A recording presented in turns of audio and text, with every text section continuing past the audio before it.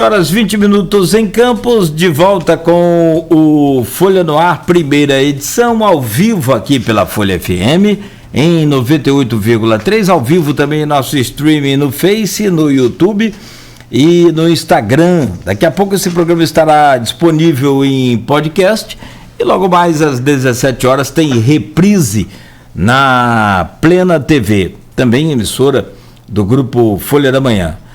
E hoje a gente tem o prazer de receber aqui no oferecimento dos laboratórios Plínio Bacelar e Proteus, serviços de saúde e medicina ocupacional, com a qualidade certificada ISO 9001-2015.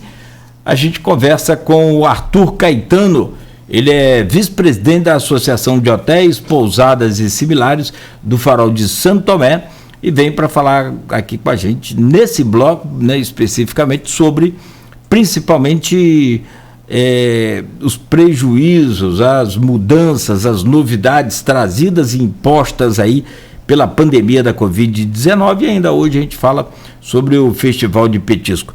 Ô Arthur, bom dia, seja bem-vindo aí ao nosso Folha no Ar, é um prazer recebê-lo aqui, mesmo que virtualmente, como a gente falava agora há pouco, mas é uma das novidades, né, que foram antecipadas aí por essa pandemia da Covid-19 e vem para mudar, né, a dinâmica de muita coisa, inclusive a nossa aqui, né, que já facilitou bastante. Você teria que vir do Farol para cá para dar uma entrevista ao vivo, enfim, com essa tecnologia por parte a coisa melhorou bastante, mas pelo que me parece, naturalmente aí no Farol, não diferente de outras partes do Brasil e do mundo, grandes prejuízos aí com a chegada dessa pandemia. Mas primeiro, bom dia, seja bem-vindo aqui ao nosso Folha no Ar. Bom dia a todos que estão nos ouvindo ou vão nos assistir, né? Primeiro agradecer aí a acolhida feita por vocês, esse espaço aqui da gente estar falando um pouquinho de Farol, falando um pouquinho de turismo, falar um pouquinho de Festival de Petisco, né? Pedir desculpa aí, porque eu não sou muito acostumado a participar ainda dessas reuniões, né? Como a gente diz aqui, nós dizemos aqui em casa, nós somos da roça, mas é um grande prazer, Cláudio. Prazer é todo nosso, inclusive tem até um nome aí na sua conexão, que está, deixa eu colocar aqui o aumentador aqui, Odirley Carlos Henrique Caetano. Provavelmente a gente não conhece ninguém com esse nome Odirley, assim, rapidamente, assim, mas se falar Lelei do Alambique, todo mundo conhece. Com certeza. Dê um abraço no seu pai, na sua mãe, na família toda aí. E muito obrigado, né, pelo carinho com a gente. Ô Arthur, você assumiu a vice-presidência aí da Associação de Hotéis e Pousadas Similares, bares, restaurantes, né? Quando? Nós assumimos antes da pandemia, né?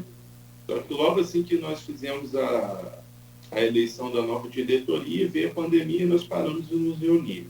Agradecer aí também a oportunidade e mandar aqui um grande abraço aqui para a nossa presidente, que é a Solange, que é uma pessoa maravilhosa, né?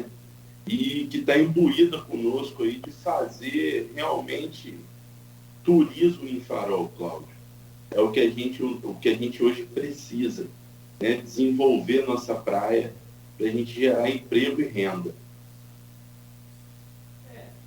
Hoje, Farol de Santo Tomé vive exclusivamente de turismo. A associação já tem há quantos anos essa associação, Arthur? Essa associação já tem uma média de 20 anos, Cláudio. 20 anos. Pegou a fase boa aí dos eventos, de royalties, essa coisa toda, né? Na verdade, a associação ela ressurgiu quando nós criamos o Festival de Petisco, né? Nós, na época, nós tivemos um grande incentivador do festival, que era secretário na época de um governo, né? Que foi o Weiner, uma pessoa assim excelente, nos ensinou muito, o professor Wagner, E depois daí a associação ela não parou mais. Né? A gente conseguiu começar a fazer eventos justamente para movimentar a baixa temporada na praia, porque Farol ele sobrevive no inverno para viver no verão. Né? Então a gente começou a criar esses eventos justamente para ajudar os comércios a se manterem. Porque hoje Farol está começando a viver de turismo, né? E vive do turismo de negócio, que hoje as pessoas são atraídas pelo heliporto, por exemplo, que movimenta aí 30% quase da economia de Farol. Não, muito importante o heliporto aí. Aliás, havia até uma força para retirada do heliporto daí, não sei como que ficou essa luta de vocês aí. Chegou a ter manifestação, a RJ 216, né, foi fechada algumas vezes. Sim, existia uma preocupação enorme em relação a um espaço de concessão que foi feito com o heliporto. Né? A Petrobras, que operava o heliporto, hoje é uma empresa privada que opera. Então isso gerou muita desconfiança e desconforto.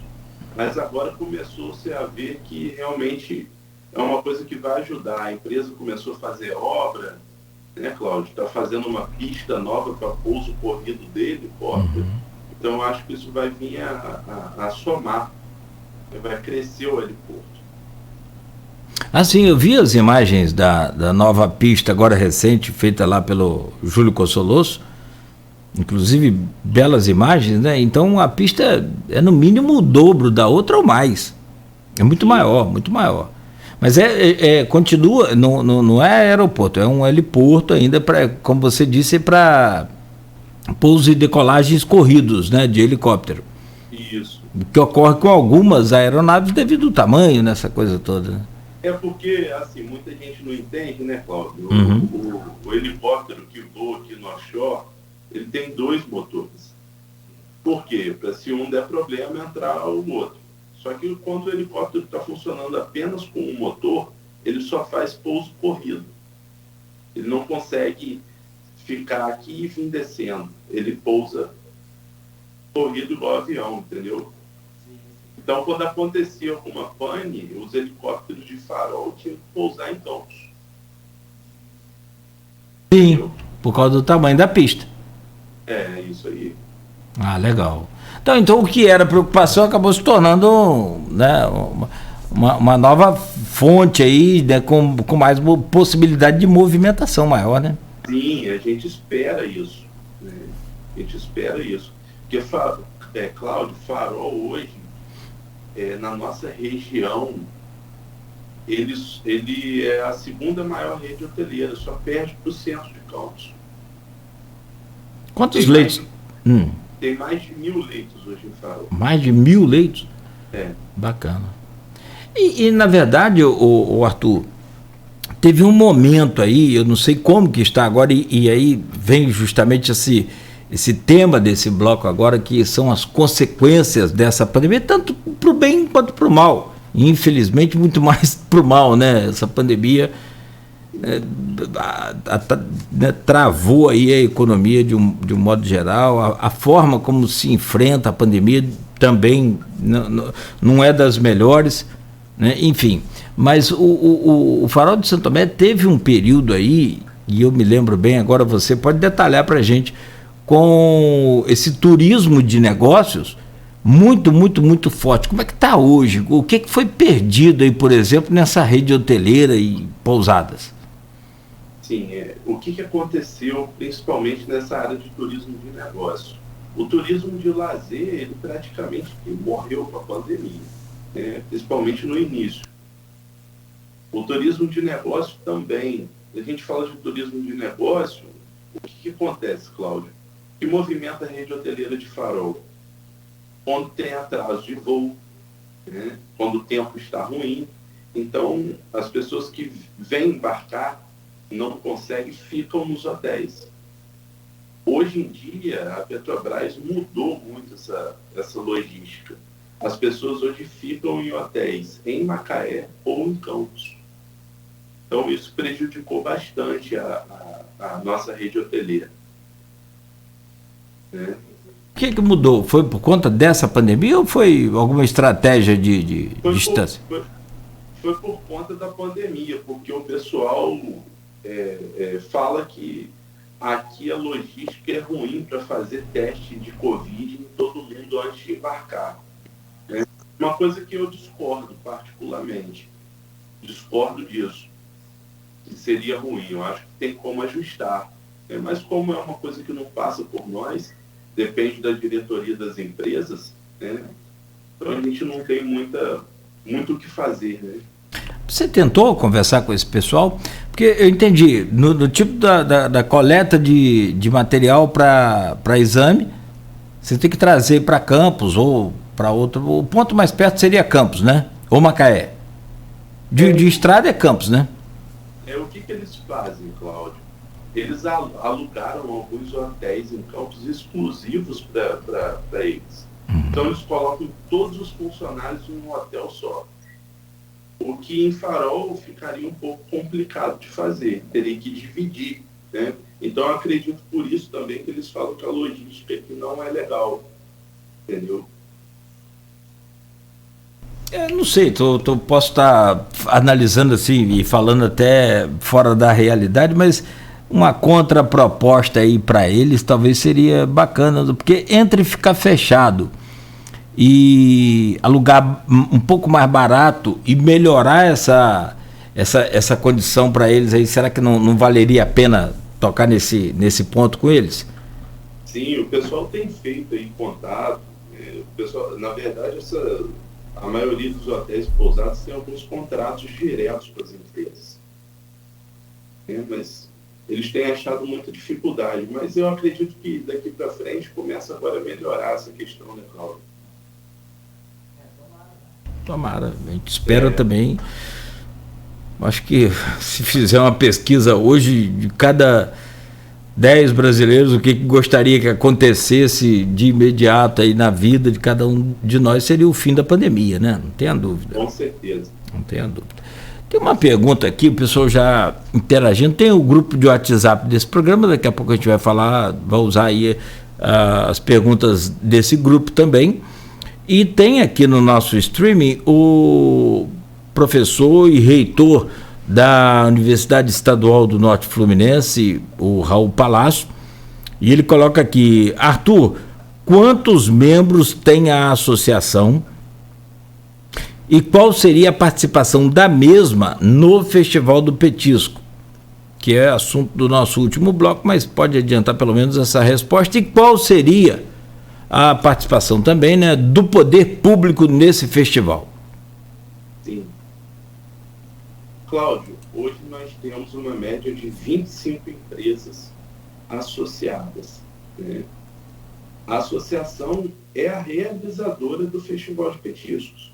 O festival é todo feito por nós, de maneira totalmente sem custo, né? E todo mundo faz um pouquinho do trabalho, a gente divide as tarefas e os associados nos ajudam a fazer o festival, né? Que acaba todo mundo ganhando com isso.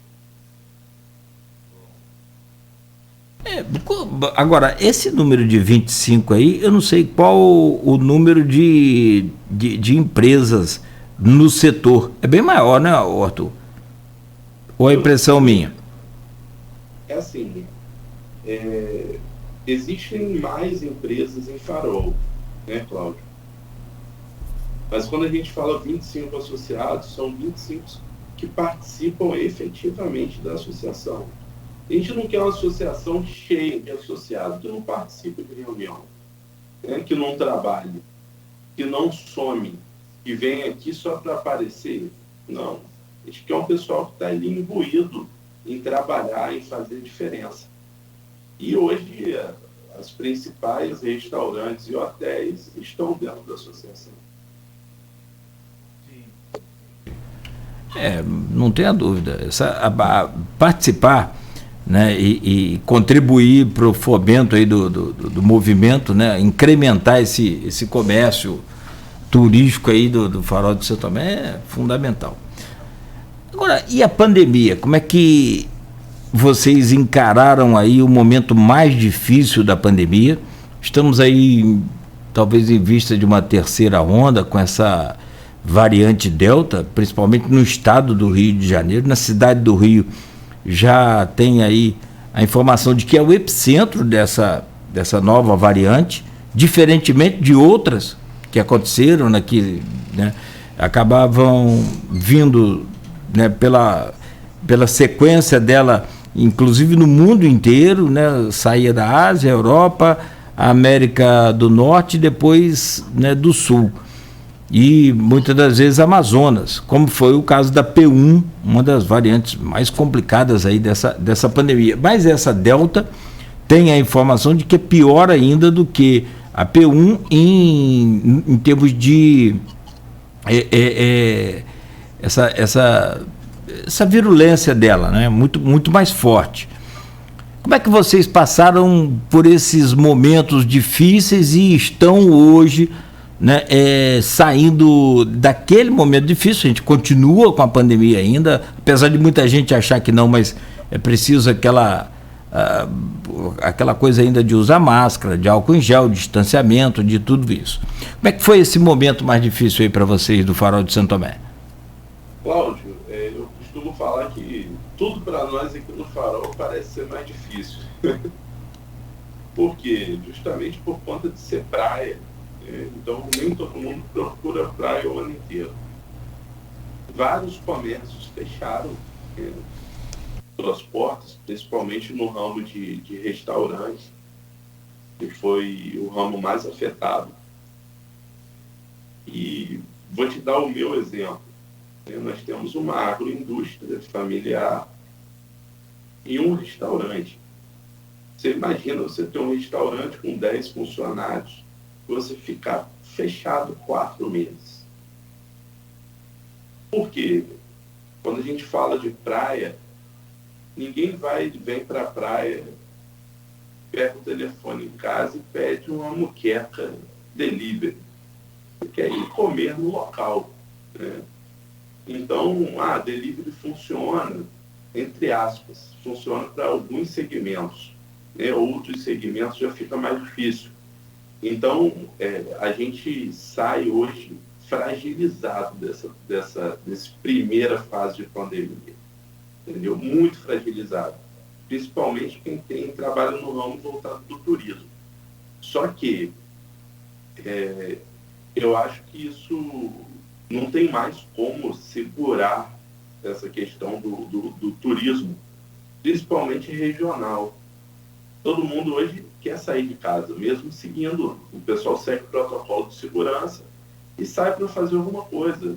Vai no restaurante, vai à praia, fica afastado, Cláudio. Mas a gente analisa assim, uma fase tenebrosa que todos passaram. Olha, você tem coisas que a gente, né, da vida pessoal acaba misturando com a vida profissional. Aliás, isso é bem interessante em alguns momentos, sim. Por exemplo, eu tive a oportunidade de morar em uma região praiana, também uma cidade praiana, e você falava do começo do programa que me remeteu imediatamente a alguns momentos da minha vida também, que foi com relação a essa questão de uma cidade turística, de praia. Você tem aquele momento mais... Isso antes da pandemia, né? Você tem aquele momento agudo, que é verão, claro, evidente. Quase que 100% das casas, né, de aluguel, né, todas ocupadas, hotéis, pousadas com uma ocupação muito bacana, principalmente nos fins de semana e essa coisa toda. E aí, uma das coisas que eu aprendi lá é que você tem que viver igual formiga. Você tem que colher no verão, guardar para comer no inverno. Isso é interessante, essa coisa, né? E eu fico tentando imaginar isso com pandemia. Eu fiquei analisando a sua história aí agora da moqueca, por exemplo. Como é que você, né? É bem complicado, né? Bem complicado. E é bem assim, Cláudio. A gente tem que ganhar dinheiro no verão para sobreviver no inverno. Você tem que guardar, né? Senão você não consegue se manter. Isso sem pandemia. Imagina com pandemia. Então, foi bem difícil para todos, de maneira coletiva. Não teve, um foi menos pior, o outro não. Foi difícil para todo mundo e está sendo ainda. Só que a gente tem que ser sempre altruísta, Cláudio. Sempre pensar que vai melhorar, o amanhã sempre vai ser melhor do que o hoje. E eu penso assim. E dentro da nossa associação, a gente hoje, nós criamos a associação por necessidade.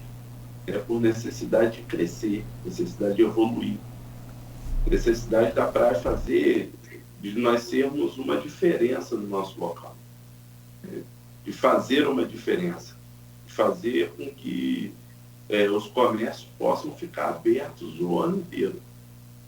Porque a gente aqui, um exemplo, a gente chega no verão, tem um movimento absurdamente grande. Aí você contrata funcionário, acaba o funcionário não está treinado, você treina o funcionário, quando chega depois do carnaval, o cara tá bom, já sabe atender, já sabe cozinhar, você tem que demiti-lo. E a gente não tem esse movimento. Então, eu tenho um sonho particularmente da gente poder ter movimento na praia o ano inteiro, como outros lugares têm. Agora, isso dá muito trabalho, né? Mas não é impossível. Como seria esse sonho seu aí? De que forma seria possível realizá-lo? Cláudio, respondendo até uma pergunta aí do meu amigo, irmão Raul, poder público é muito importante nesse sonho, porque ele hoje é indutor de um processo de turismo. A iniciativa privada, ela faz, e a prefeitura, o poder público, de forma geral, o Estado, né, ele induz o processo, ele dá ferramentas para esse processo acontecer. Farol hoje, a gente já faz 2 eventos tradicionais, e em outubro nós vamos estar lançando a agenda de eventos do Farol para 2022 com 4 eventos na baixa temporada, entendeu? O que vai nos ajudar a manter os comércios abertos e funcionando com o número de funcionários que a gente tem no verão, por exemplo, né? Que é o nosso sonho. E temos um outro projeto, né, Cláudio, que eu acredito que Farol precisa muito, que é um polo gastronômico em Farol. Nós estamos criando esse projeto, ele já está quase pronto, e vamos pleitear ali um pedaço daquela área da Marinha para fazer esse polo. A iniciativa privada bancando 60% já do projeto, né? E os outros 60% a gente está correndo atrás de verba federal, estamos aí fazendo algumas reuniões com o Ministério do Turismo, para nos ajudar a implementar esse projeto, que já foi implementado em várias outras cidades no país, né, que são as ruas turísticas. E seria ali naquela área da Marinha, próximo ao Farol? Que, aliás, você me perdoe aqui, atrapalhar a sua resposta. O Farol também precisa ser mais explorado turisticamente, né? Ele tem função hoje, continua funcionando normal, com a funcionalidade dele, de ser um farol orientador, né? É bom saber disso, mas pode conciliar, mesmo sendo um instrumento ali de navegação, mas ele pode ser conciliado com o turismo, né? Não, com certeza. É o símbolo da praia, Cláudio. Eu, particularmente, estou até suspeito de falar do Farol, né? E ele realmente não é explorado turisticamente. A gente precisa fazer visitação, precisa que as pessoas conheçam a história de Farol, quem construiu, quem projetou, por que o Farol foi colocado aqui, em qual época, né? Vender essa história. Hoje tem gente que sai de vários lugares do mundo para, por exemplo, fotografar pássaros em farol. Eu não sei se você sabia disso. Mas por quê? Isso foi vendido de alguma forma. Eu vejo National. Eu gosto, eu acho interessante, sim, pássaros aí pelo farol. Aliás, uma das 7 maravilhas do mundo é o farol, né? O farol de Alexandria. Enfim, a questão de... Hoje existe visitação no farol, não existe? Não. Não existe. O que a Marinha fala? Quem que coordena isso? Como é que funciona esse sistema? Vocês já tentaram... É porque tem, mas eu acho que é só em alguns grupos escolares, alguma coisa assim, muito, muito restrito, então. O que tem acontecido nos últimos anos, Cláudio? O poder público acaba pensando mais em farol só no verão. Aí chega no verão, pensa-se na necessidade de ter uma área para evento. Aí vai lá, faz uma concessão de 6 meses para a Marinha, né? Só da área que está ali neutra. Agora, passa o verão, acaba esquecendo do farol de novo. O que precisa é fazer uma concessão séria, né? Fazer uma coisa a longo prazo, para que possa colocar ali no farol um funcionário, para ficar levando o pessoal, um guia turístico, para levar o pessoal, né? Precisa fazer algumas reformas na estrutura do farol, porque a estrutura é muito antiga, entendeu? Então, por isso que eu falo que hoje o poder público tem que estar do nosso lado, tem que caminhar junto, né? E ouvir principalmente quem é do local, né, Cláudio, que sabe realmente qual o ponto de dor da classe que ali está. Essa questão do farol aí, eu não sei como é que é a flexibilização da Marinha. Vocês têm acesso aí ao pessoal que administra o farol? Tem esse bom entrosamento? Você acha que é possível fazer essa abertura oficialmente?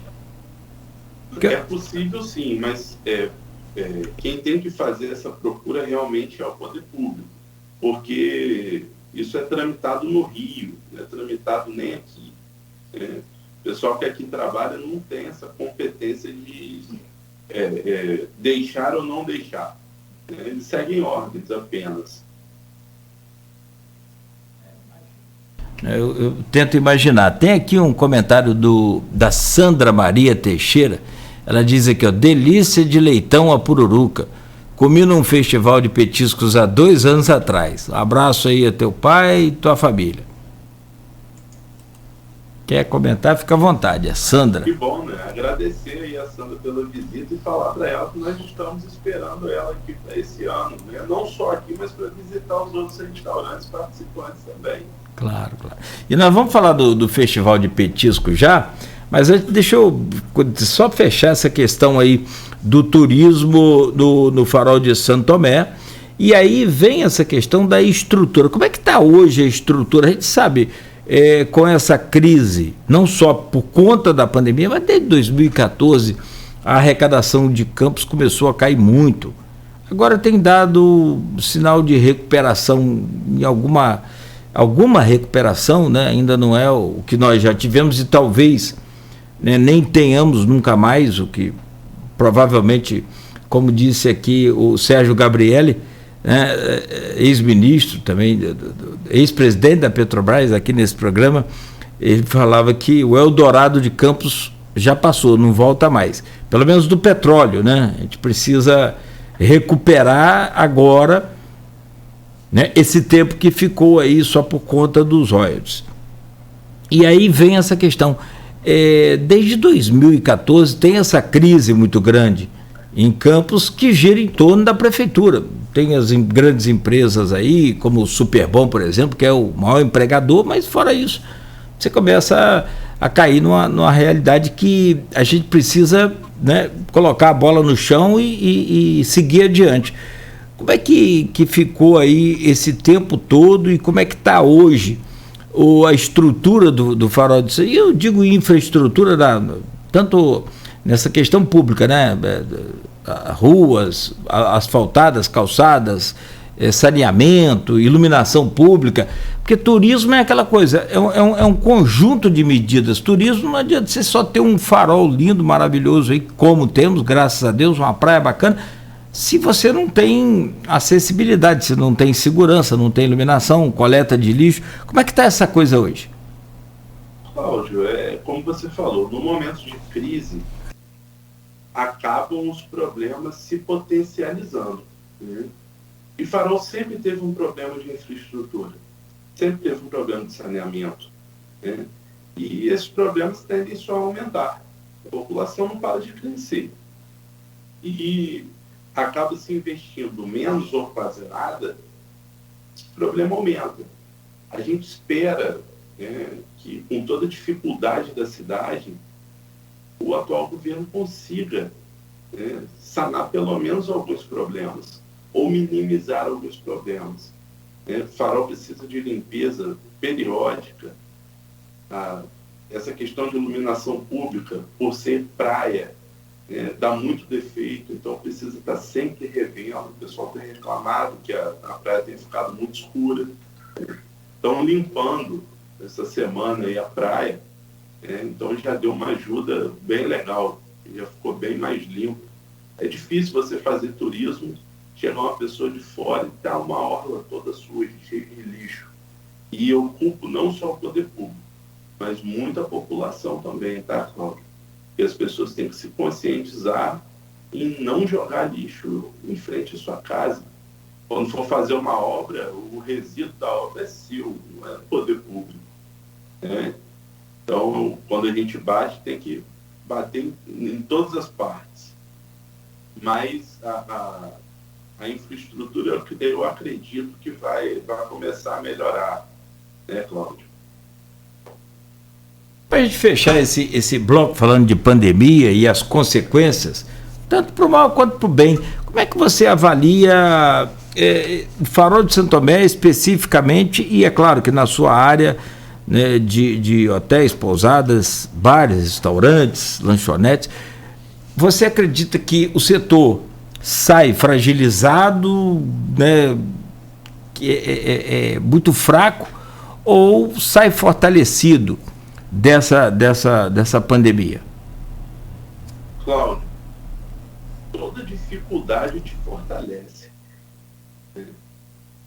A gente fala quando sai fragilizado, porque quando você toca negócio, você fica com o seu negócio fechado um tempo, existe essa fragilização financeira, realmente.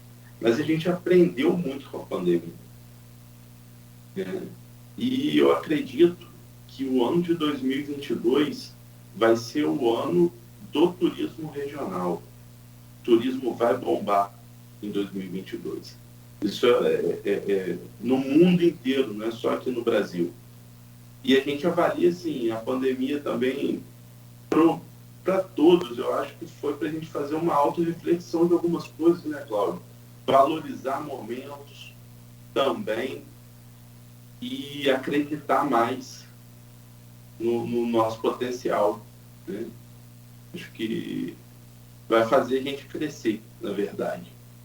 Uma coisa interessante, eu tenho vários amigos, por exemplo, que moravam aí em Campos, num apartamento, e na pandemia vieram para o Farol. Tinha uma casa de veraneio, e 50% desse pessoal não voltou, Cláudio, você acredita? O pessoal vai morar aqui direto. Então a pandemia também ajudou o pessoal até valorizar o quão bom o Farol é. Não tenha dúvida, né? Talvez num número maior, eu não sei dimensionar isso, mas também o mesmo caso aconteceu com São João da Barra, com São Francisco, né? Que depende de cada localidade, mas não pelas condições só de cada local, mas pelo distanciamento, né? Aliás, pelo distanciamento não, pela distância. Aqui as praias de São João da Barra são mais bem perto do que Farol, então talvez isso seja uma condição para que essas pessoas, muita gente que eu conheço sim, está morando em praias aqui da região, como Farol de Santo Tomé, né? Interessante, muito interessante. É aquela história, né? Tem que fazer do limão uma limonada, a gente sabe que é preciso. Agora, como chegar até o suco puro da limonada, que é difícil. Muito complicado. Bom, são 7h55. Vamos falar sobre turismo regional, vamos falar sobre verão de 2022. Você já adiantou, né, que em outubro vai ser lançado o calendário aí de 2022. A gente quer saber que Farol também tem os seus momentos aí de excelentes eventos de verão, e tem alguns que até hoje são dúvidas aqui para muita gente, como por exemplo aqueles verões do início dos anos 2000 com trio elétrico para tudo que é lugar, para tudo que é canto. E como é que ficou aquele período? Deixou saudade? Não deixou? Hoje, sem trio elétrico, está melhor ou está pior? Como é que vai ser 2022, depois também dos eventos em parceria aí com o Sistema S, que foi feito no governo do Rafael Diniz? Como é que fica a expectativa agora, se é que em 2022 vamos ter possibilidade de evento de grande porte? Se fosse hoje, né? A gente sabe muito bem disso e, evidente, não teria. Vamos falar sobre isso no próximo bloco. São 7h56, Arthur. Eu faço aqui um brevíssimo intervalo comercial e eu volto para conversar com você. Sempre muito, muito bacana a gente falar de Farol de Santo Tomé, e eu tenho grandes amigos aí. Um deles é o nosso querido Zé Maria, né, que esteve conosco aqui, muito mais próximo, às vezes até do que agora, mas está sempre com a gente, aí do Farol de Santo Tomé.